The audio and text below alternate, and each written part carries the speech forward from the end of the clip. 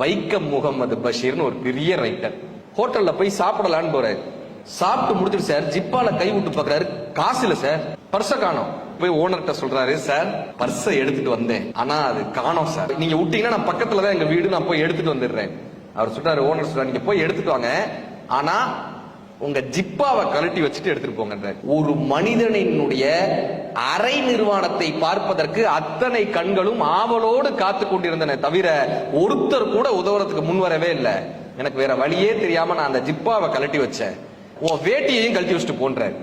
ஒரு அழுக்கு கை வந்து பிடிச்சு, சார் என்ன சார் அவன் சொல்றான், நீயே வேட்டியை கழட்டிட்டு இருக்கீங்க, உனக்கு எவ்வளவு தரணும், 10 ரூபா தானே, இந்த அந்த அழுக்கு கையில அந்த 10 ரூபாய் தூக்கி எறியற. சார் நீங்க அந்த வேட்டியை கட்டுங்க சார், அந்த ஜிப்பாவை போடுங்க சார், வாங்க சார்.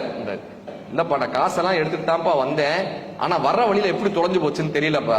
லுங்கில கைய விட்டு ஒரு 10 பர்ஸ் எடுத்து நீட்டுறான். சார் இதுல உங்க பர்ஸ் எதுன்னு பார்த்து எடுத்துக்கங்க சார்ன்றான். இப்ப பஷீர் சொல்றாரு, இந்த மனிதனினுடைய அரை நிர்வாணத்தை பார்ப்பதற்கு வக்கிரமாக காத்து கொண்டிருந்த நாகரிகமான உடை அணிந்த அந்த மக்கள் வாழ்ந்த வாழ்க்கை அறமா, அல்லது ஏதோ ஒரு மனிதனினுடைய மானத்தை காக்க வேண்டும் என்று ஒரு பிட் பாக்கெட்காரன் நினைத்தானே அது அறமா, அல்லது என்னுடைய பர்ஸ் அதில் இருந்தும் கூட இல்லை என்று சொல்லிவிட்டு வந்தேனே இது அறமா, எது அறம் என்று அந்த பஷீர் அந்த கதையை முடிக்கிறார்.